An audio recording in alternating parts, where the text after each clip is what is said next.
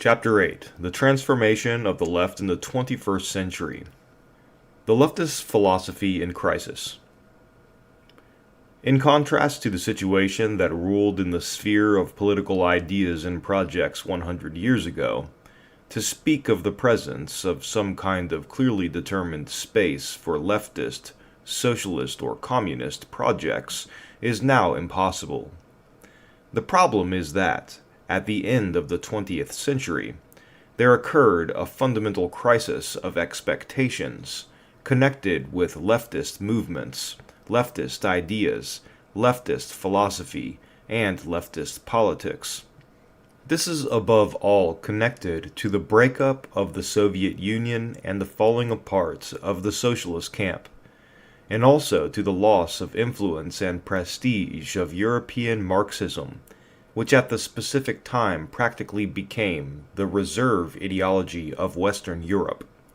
Moreover, even at the best of times, the leftist project was not something uniform and universal, and the fate of leftist ideas in the concrete political practice of various peoples showed that, even from a purely theoretical point of view, within the leftist political philosophy itself, various foundational tendencies exist, which one should study separately. Leftist political philosophy from the beginning was thought of as a fundamental, general, and systematic criticism of liberal capitalism.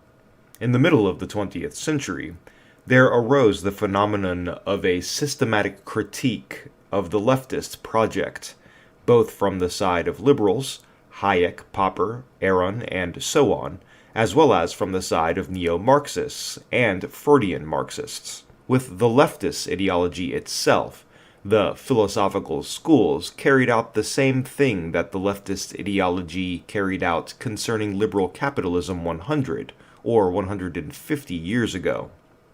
Three varieties of leftist ideology. From the position of today's historical experience, one can identify three foundational directions in leftist political philosophy, which either continue along a new branch of previous ideological development, rethink the past, or offer something radically new. They are the Old Left, Left Nationalists, and New Left. The first two tendencies existed at the end of the 19th century and throughout the 20th century, and to some degree they are present in today's world. The third orientation appeared in the 1950s and 1960s and developed out of the criticism of the old leftists, which gradually appeared in the course of postmodernity and influenced the aesthetics, stylistics, and philosophy of modern Western society to a great extent. The Old Left today, the blind alley of orthodoxy, perspectives of evolutionary strategy, and pro-liberal revisionism. The Old Left are now divided into a few orientations. We have Orthodox Marxists, Social Democrats, Post-Social Democrats, which are adherents of the Third Way along the lines of Giddens, and European Orthodox Marxists. By inertia, they exist in European countries and also in the United States and Third World countries, continuing to defend the foundational premises of Marxist thought. They are often embodied in communist parties, professing the corresponding ideology. In the majority of cases, these orthodox Marxists soften, in the spirit of Euro-communism, the radicality of Marx's teaching, rejecting the call to a revolutionary uprising and the establishment of a dictatorship of the proletariat. The most lasting form of orthodox Marxism turned out to be the Trotskyite movement, the Fourth International, which was almost untouched by the fall of the USSR and the breakup of the Soviet system, so far as it initially originated from a large critique of that system. It is characteristic that the more orthodox followers of Marx meet in those countries where the proletarian, socialist revolutions did not occur, although Marx himself predicted that, precisely in the more developed industrial countries with a working capitalist economy, these revolutions were destined to take place. European Marxism, in some sense, accepted the fact that Marx and Engels' predictions were realized, not where by all logic they should have been realized, but on the contrary, where it was thought that they could never be realized under any conditions, such as Russia. Rejecting the Soviet experience as a historical stretch, this variety of old leftists, in practice, does not believe in the success of Marxist prophecies, but continues to defend their views rather as being faithful in the moral sense and to the ideological tradition, rather than seriously counting on the revolutionary uprising of the proletariat, who, in the modern Western world, it seems, no longer exist as a class. To such a degree has it merged with the petty bourgeoisie. The most important shortcoming of Western Orthodox Marxists consists in their continuing to operate using the terms of the industrial society at a time when Western European and especially American society has moved to a qualitatively new stage, the post-industrial information society, of which almost nothing is said in classical Marxism, excluding the troubled intuitions of the young Marx about the, quote, real domination of capital. In the absence of failure of the socialist revolutions, this can come as a replacement of the formal domination of capital, characteristic of the industrial age. But even these fragmentary observations of the orthodox Marxists, as a rule, do not spark great interest and are not at the center of attention. Gradually, the prognostic and political meaning of such orthodox Marxist discourse comes to naught. And this means that to speak of their ideas as a, quote, project, even a, quote, leftist project, is not possible. At the same time, their critical observations concerning the capitalist system, moral views, solidarity with the unfortunate, and the criticism of liberalism can arouse definite interest and sympathy. The adherents of this persuasion almost always relate only with distrust to other anti-liberal theories, and are typically closed to dialogue and are generating into a sect. European social democracy. European social democrats differ slightly from orthodox communists. This political current also derives from Marxism, but already in the epoch of Kautsky. It selected not a revolutionary, but an evolutionary path, repudiating radicalism and placing its goals in influencing politics in the leftist manner, social justice, the quote welfare state, etc., by parliamentary means and through organized labor movements. This version of the old left achieved considerable results in European countries, having predetermined to a large degree the socio-political aspect of European society, in sharp contrast to the United States, where, on the contrary, the right liberal doctrine undoubtedly prevails. The purpose of the social democratic orientation of the old left in our time comes down to economic theses, which oppose liberal tendencies. Social democrats come out in favor of 1. Progressive income tax, liberals for flat tax. 2. The nationalization of large monopolies, liberals for privatization. 3. The broadening of government responsibility in the social sector. And finally 4. Free medicine, education, guaranteed pension plans. For liberals, this is for reducing government influence in the economy, private medicine, education, and pension plans. Social democrats try to realize these demands through parliamentary electoral mechanisms and, in critical situations, through the mobilization of labor unions and social organizations, right up to strikes. It is significant that for social democrats, the characteristic slogans are libertarian, not to be confused with liberal, the legislation of light narcotics, the protection of sexual and ethnic minorities and homosexual marriages, the broadening of individual rights and civic freedom, the development of the institutions of civil society, ecology, the softening of criminal penal codes, repealing capital punishment, and so on. Classical social democrats combine the demands of leftist economics, social justice, strengthening the role of government, with the broadening of personal rights and civic freedoms, quote-unquote human rights, the development of democracy, and internationalism. Today, it is accepted to speak of multiculturalism and globalization. The project of classical democrats, directed towards the future, is the continuation of such a politics of concrete steps along a socio-political evolution, in argument with the right, both with liberals in economics and with national conservatives in politics. Most often, classical social democrats are also for progress, for the battle against archaic and religious prejudices, and for science and culture. At the same time, there are no serious theoretical developments regarding the new conditions of post-industrial society discussed in this camp, and both the criticism of classical Marxism and the thematization of capitalism on the new historical stage, in contrast to the postmodernists and the New Left, are almost entirely absent from them. Socialists of the Third Way. One more version of the old left is an orientation of social democrats, which, in the face of the evident upsurge of liberal ideas in 1990 to 2000, decided to compromise with liberals. The theoreticians of this orientation, in particular the Englishman Anthony Giddens, called it the Third Way, something between classical European social democracy and American, or more generally Anglo-Saxon, liberalism.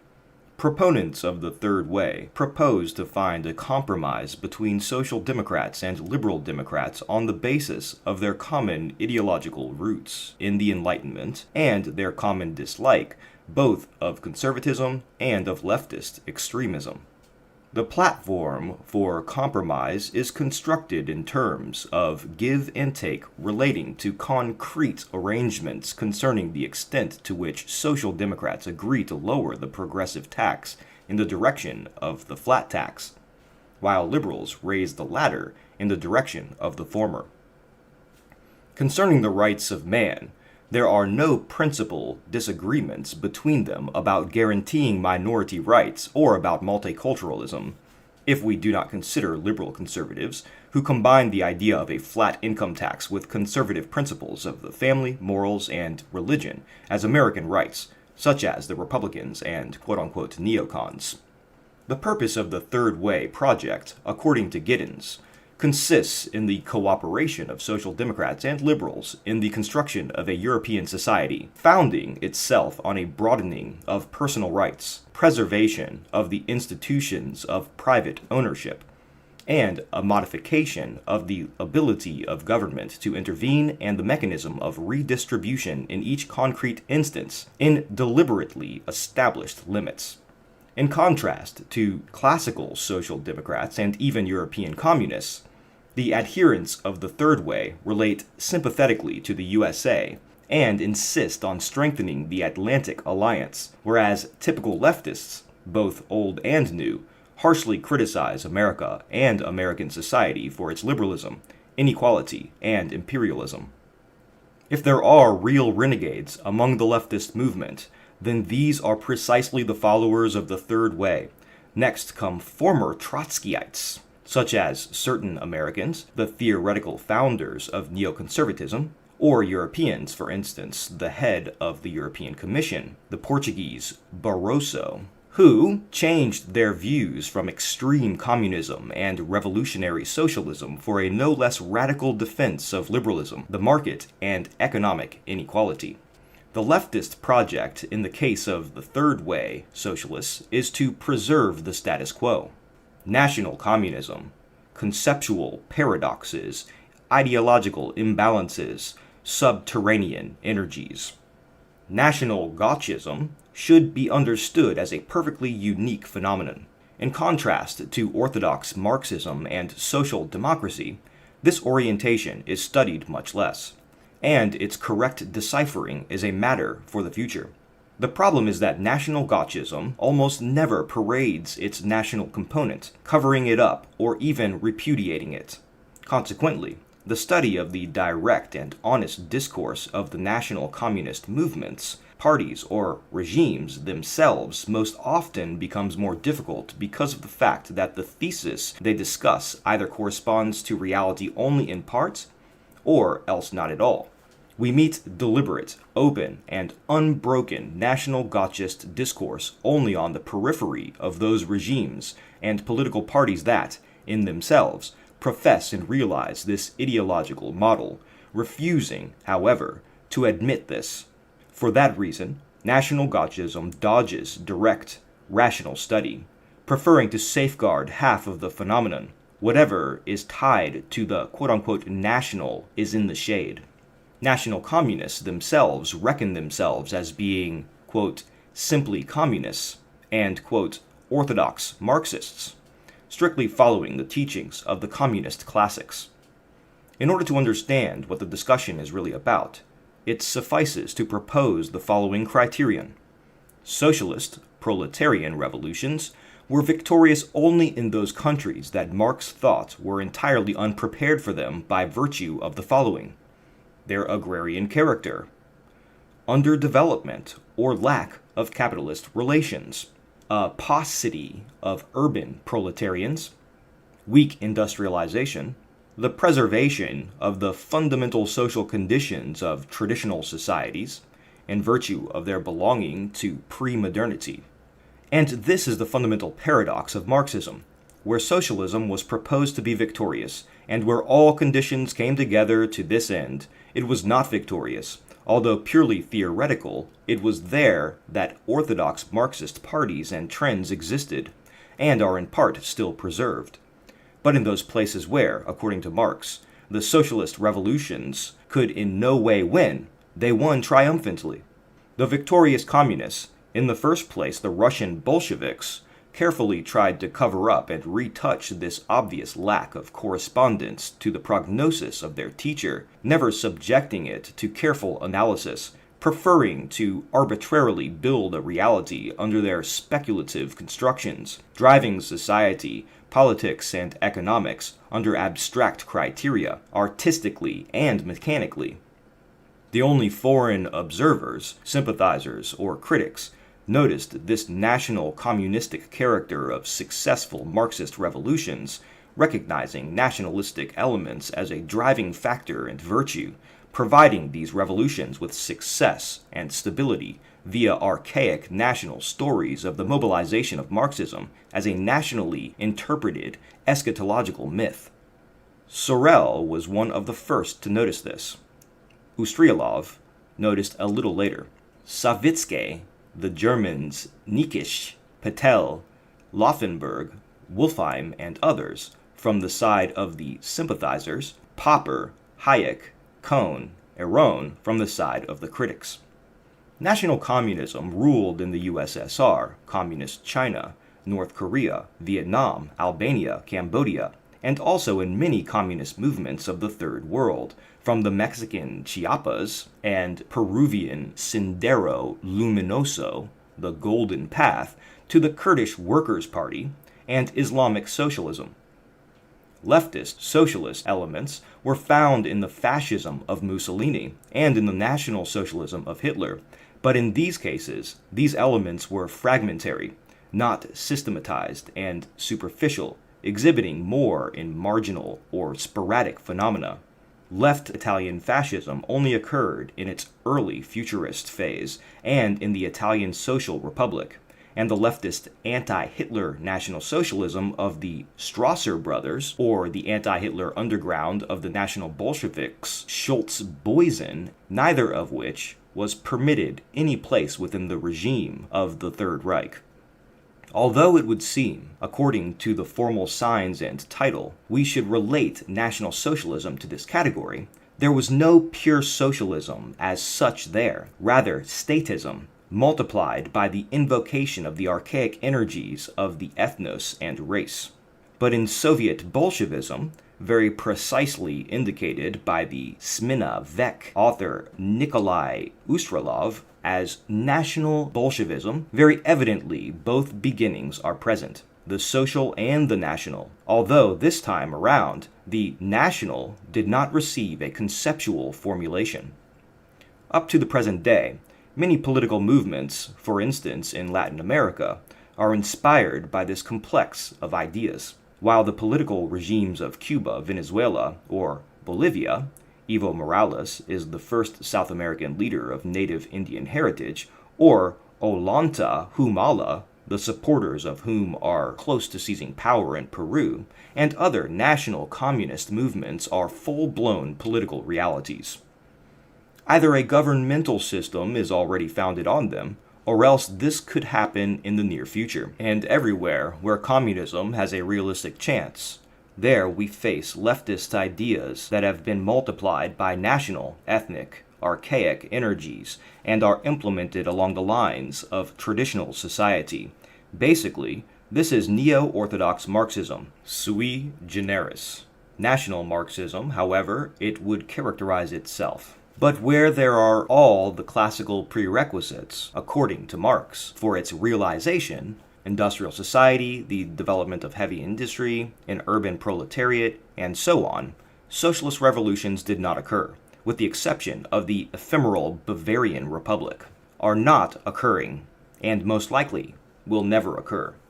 The meaning of leftist nationalism, national Gothism, consists in the mobilization of archaic foundations, local as a rule, in order to break away to the surface and exhibit itself in socio-political creativity. Here, socialist theory comes into play, serving as a sort of, quote, interface for those energies, without which it would be forced to remain a strictly local phenomenon. But thanks to Marxism, however understood and interpreted, these national energies receive the possibility of communication with other energies, analogical by nature, but different structurally, and can even claim universality and planetary breadth, transforming, thanks to a socialist rationality warmed up by nationalism, into a messianic project. The grandiose experience of the USSR shows how large-scale the National Communist Initiative can be, having produced for almost a century a fundamental headache for all the world's capitalist systems. China, meanwhile, even today in a new context, accentuated more and more the national component of its socio-political model, proves that this foundation, in good time and delicately worked, can remain competitive, even after the global triumph of liberal capitalism. The experience of Venezuela and Bolivia, for its part, illustrates that national communist regimes arise even in our time and demonstrate their capacity for life in the face of great pressure. North Korea, Vietnam, and Cuba, as before, maintain their political systems from Soviet times, not adopting such market reforms as China adopted, and not giving up their positions as the USSR did.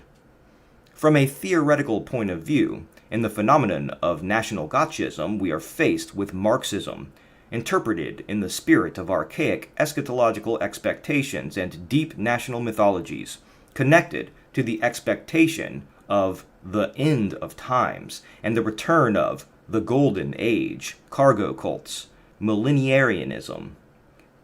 The thesis of justice and government rights on which the socialist utopia is built is recognized as religious, which awakens the fundamental tectonic energies of the ethnos.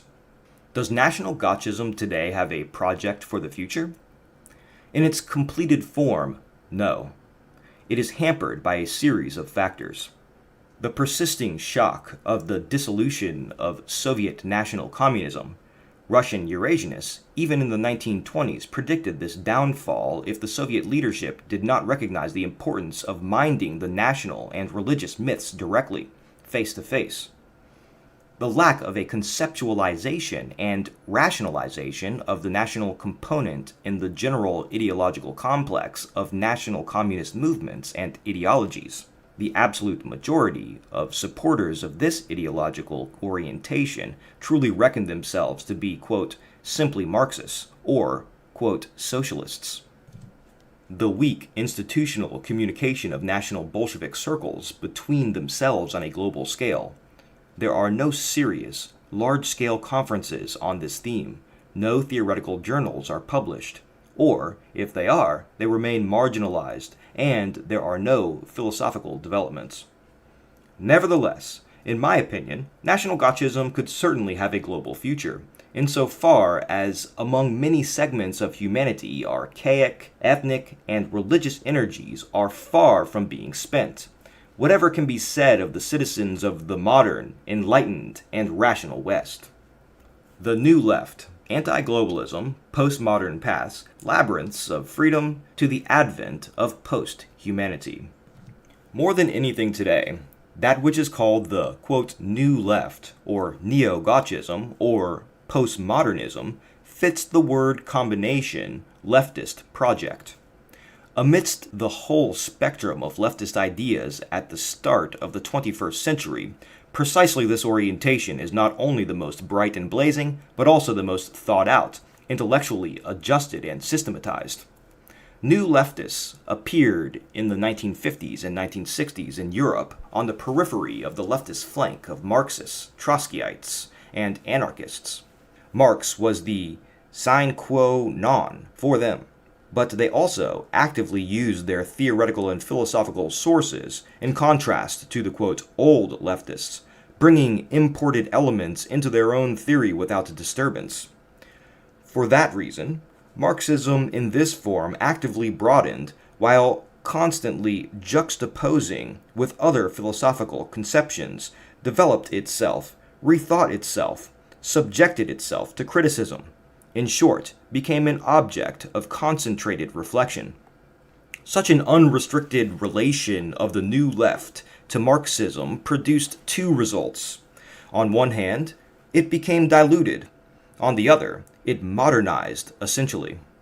The philosophers of suspicion, drawing not only on Marx but also on Freud and Nietzsche, exerted a great influence upon the philosophy of the New Leftists. Through Sartre, one of the classic theorists of the New Leftists, the deep influence of Martin Heidegger, and the existential problem penetrated into the leftist movements. Structuralism had a colossal significance. From the most important theoreticians of structuralism, Ferdinand de Saussure to Levi-Strauss, in a philosophical sense, New Leftists were themselves structuralists, while in the second half of the 1980s, developing this philosophical impulse further, they moved on to post-structuralism, having exposed to systematic critical reflections their own views of the 1960s and 1970s. The New Leftists approached Marxism from a structuralist position. That is, they thought that Marx's most important idea of Marxism concerned the fundamental influence of understructures, in the usual case, bourgeois society, carefully hidden from ideological consciousness, in relation to a superstructure. The Marxist analysis of ideology as false consciousness became, for the New Leftists, the key to the interpretation of society, philosophy, man, and the economy. But that same train of thought they discovered from Nietzsche, who had raised the whole spectrum of philosophical ideas to the primordial, quote, will to power. This is its very basis, according to Nietzsche. And from Freud, for whom the base was the subconscious and unconscious impulses, rooted in the mineral foundations of man's sexuality and habitual structures that form in early childhood.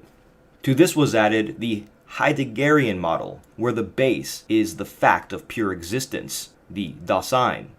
All the various decipherings of the, quote, base were aggregated by the New Leftists into a general scheme, where the role of the, quote, base was as such. Regardless of a concrete philosophical tendency, it was carried over into the notion of structure. Structure, that is, simultaneous industrial forces reproduced in industrial relations, the subconscious, quote, will to power, and Dasein. The basic idea of the New Leftist is that bourgeois society is a result of many-faceted violence and oppression by the, quote, superstructures of the bourgeoisie political system, ordinary consciousness, the rule of elites, generally accepted philosophical systems, science, society, the market economy, and so on. Bases and structures, also understood very broadly according to unconscious, proletariat, corporiety, mass, the experience of authentic existence, freedom, and justice. By such means, the new leftists, in contrast to the old leftists, mount a systematic, critical attack on capitalist society simultaneously from all directions, from the political, the events of May 1968 in European capitals, to the cultural, philosophical, artistic, the very presentation of man, reason, science, and reality.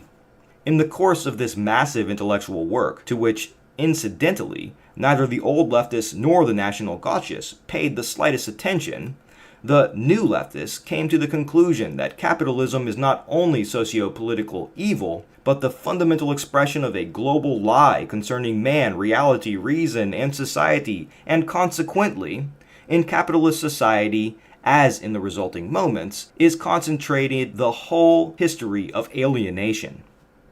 The new leftists reanimated Rousseau's idea of the, quote, noble savage, and proposed an extensive panorama of an ideal society without exploitation, alienation, lies, suppression, or exclusion, by analogy with the archaic groups which are motivated by the, quote, economy of the gift. The analysis of the new leftists showed that modernity not only did not realize in practice its, quote, liberation slogans, but made the dictatorship of alienation even more rigid and repulsive, although hidden behind democratic and liberal facades. In this manner was the theory of postmodernism assembled, founded on the fact that, at the very foundation of the picture of the world, science, philosophy, and political ideologies which had been assembled at the dawn of the epoch of modernity or in the course of its development, are strained interpretations, infelicities, delusions, and racist presuppositions, which even theoretically block the possibility of liberating the quote-unquote structure from superstructure. This led to the reconsideration of the philosophical traditions of modernity with the unmasking of those mechanisms that concentrate the nodes of alienation in themselves. This practice received the name, quote, deconstruction, which proposes a careful and thorough structural analysis of the context from which one or another idea proceeded, with a detailed exarticulation of the substantial nuclei from out of the layer of pathos, moralism, rhetorical figures, and conscious juggling. Foucault, in History of Madness and The Birth of the Clinic, showed that the contemporary relation to psychological disorders, and more broadly to disease as such, carries all the signs of intellectual racism, apartheid, and other totalitarian prejudices that become evident in the equation of the sick with the criminal and in the structural identity of penitential and therapeutic establishments, having been one and the same in the early stages of modernity. Bourgeois society, despite its mimicry and democratic facade, proves to be a totalitarian and disciplinary society. What is more, at the center of this liberal dictatorship, the new leftists recognize the deep and almost never doubted normative notions of reason, science, reality, society, and so on, and not only one or the other political and economic mechanisms, which are themselves consequences of the deep mechanisms of alienation. In this consists the main difference between the new leftists and the old leftists. The new leftists doubt the structure of reason. They contest the basis of our conception of reality, disrobe positive science as a mystification and dictatorship of the academic circles, and sharply criticize the concept of man as a totalitarian abstraction. They do not believe that it is possible to change something by the path of evolution in the leftist manner of the existing system, but they also contest the effectiveness of radical Marxism, noting that it did not overcome what it was supposed to, and that where it did, it was not orthodox Marxism. They borrow from Trotsky the criticism of Stalinism and the Soviet experience. And so the new leftists formulate a vast project of, quote, the correct future, in which the central place is occupied by the rejection of reason, the renunciation of man as the measure of all things, the overcoming of all sexual taboos, the legalization of all kinds of narcotics, including the hard ones, a move to new forms of spontaneous and sporadic being, the destruction of structural society and government in the service of new, free, and anarchical communes. The book Empire by Negri and Hart, in which are given the thesis of the New Leftists, can be read as a political manifesto of these tendencies, simplified to the point of primitiveness. Negri and Hart call the global capitalistic system empire and identify it with globalism and American world government. In their opinion, globalism creates the conditions for a universal planetary revolution of the masses, who, using the common character of globalism and its possibilities for communication and the wide, open spread of knowledge, create a network of world sabotage for the shift from humanity, standing out as the subject and object of oppression, hierarchical relations, exploitation, and disciplinarian strategies, to post-humanity, mutants, cyborgs, clones, and virtuality, and the free selection of gender, appearance, and individual rationality according to one's arbitrary rule or for any space of time. Negri and Hart think that this will lead to the freeing up of the creative potential of the masses and at the same time to the destruction of the global power of, quote, empire. This theme is endlessly repeated in the cinematography in such films as The Matrix, The Boys Club, and so on.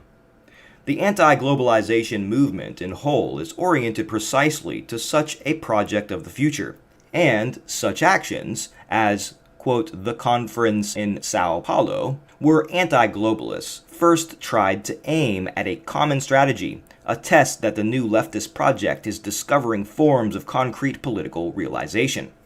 Many concrete actions, gay parades, anti-globalization protests, Occupy Wall Street, the disturbances in immigrant suburbs of European cities, the rebellions of autonomous ones in defense of squatters' rights, broad social protests of new labor unions, all reminding one of a carnival, the movement for the legalization of drugs, ecological actions, and protests, and so on, are included in this orientation.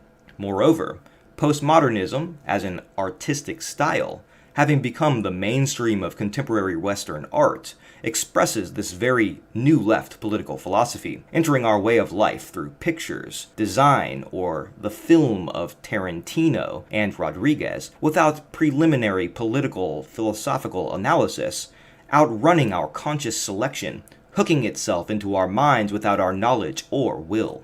This is attended by both a general broadening of virtual communication technologies, which in their own system carry an implicit invitation to postmodernity, and the dispersion into post-human hedonistic fragments. SMS and MMS messages, internet blogs and video blogs, flash mobs, and other habitual engagements of contemporary youth, in essence represent the realization of separate sides of the New Left project, while, it is true, being controlled by the bourgeoisie system, willingly profiting from a fashion that this time is not its own, but that of its hidden enemy. Here we should say a few words about the relations of the new leftists and anti-globalists to contemporary liberals and globalists.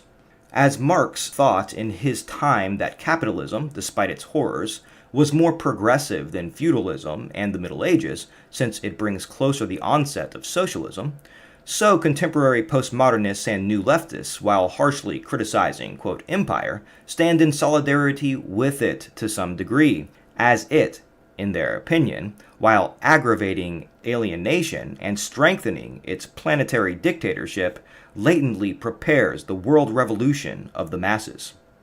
Leftists in contemporary Russia.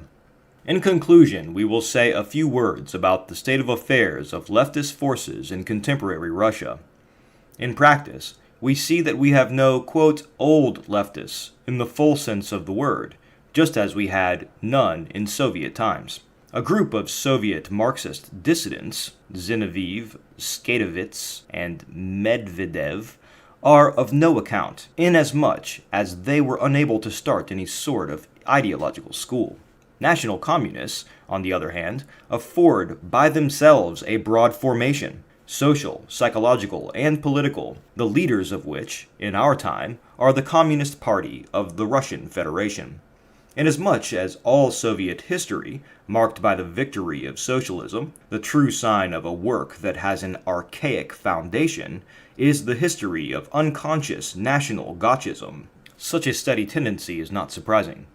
In the first stages of Zyuganov's creation of the Communist Party of the Russian Federation, not without some participation on my part, as well as Prokhonov, which was expressed in the opinion of the newspaper Zavtra, which means tomorrow, at the start of the 1990s, efforts were made to interpret and conceptually appraise the presence of the national component in the Soviet worldview, National Bolshevism, but this initiative was abandoned by the leadership of the CPRF, which had occupied itself with some other matters, which were apparently more important for it.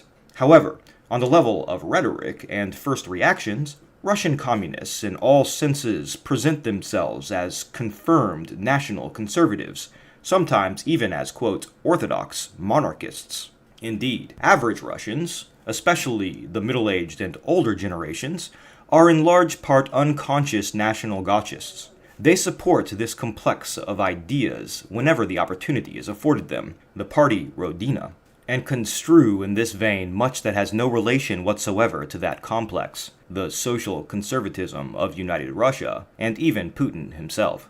Those same marginalized groups, who, imitating European neo-Nazism, attempt to bring out an amalgam National Socialism by name, were never national Gotchists, insofar as they imitate, as a rule from a deficiency of intellect, the gadgets of Hitler's regime, as it were construed to play at soldiering in the sandbox or while watching the program 17 Moments of Spring, delighting in the black as the crow's wing uniform of Bronovoy as Mueller.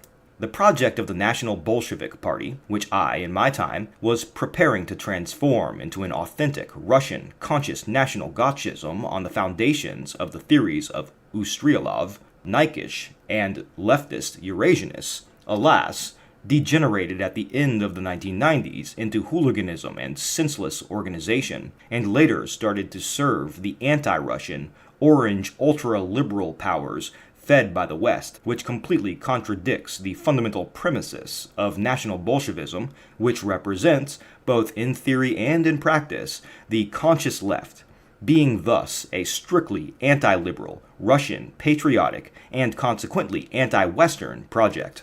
The New Left and the postmodernists in Russia's political spectrum are practically not represented. The philosophical discourse of postmodernism is too complicated for them. A tiny group of conscious, representative anti-globalists exists, but it is known more in the West and constitutes nothing serious, neither in an organizational nor in a theoretical sense. In Russian art, in particular, in the Gulman Gallery at Winzavod, and also in Russian film. Postmodern tendencies, on the contrary, are rarely clearly evident, and their artistic expressions are at times impressive. The books of Sorokin or Pelevin represent postmodernism in a literary form. Moreover, the average artistic or even technological, which is more important, product of the West carries in itself a not insignificant charge of latent postmodernity, occupying therewith the Russian cultural space with actively functioning signs, which are hammered out in the creative laboratories of the New Left, and are then put on the production line of global industry, which derives a short-term benefit from them, and gradually sharpens its own foundations. Russia here performs the role of an inert consumer, not understanding the political and ideological meaning of that which it is buying automatically, following fashions or global trends, and forgetting that every trend has, as the postmodernists say, trendsetters, those who establish a determinate trend for a specific goal.